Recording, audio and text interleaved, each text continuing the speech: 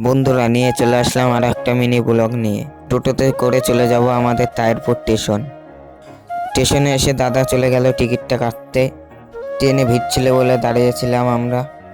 তারপর চলে আসলাম কৃষ্ণনগর স্টেশন থেকে টুকটুকে ধরে চলে আসলাম আমরা। ও হ্যাঁ বন্ধুরা, তোমাদেরকে তো বলাই হয়নি কোথায় যাব আমরা। আমরা চলে আসলাম কৃষ্ণনগর জুডিওতে। তারপর জুডিওর ভিতরে ঢুকে পড়লাম আমি আর আমার দাদা। হ্যালো বন্ধুরা, তোমরা বলতেই পারো জুডিওতে কি করতে এসেছিলাম একটা ব্যাগি প্যান্ট কিনতে। তাই দোতলার উপরে চলে গেলাম ছেলেদের কালেকশন দেখতে।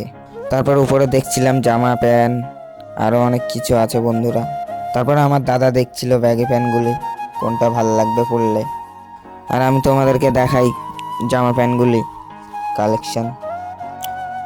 হ্যালো বন্ধুরা, এখানে সব ব্যাগি প্যান্ট আছে। তারপর ছেলেদের জুতো দেখতে চলে গেলাম। বন্ধুরা, তোমরা কারা কারা জুডিওতে গেছিলে কমেন্টে বলবে।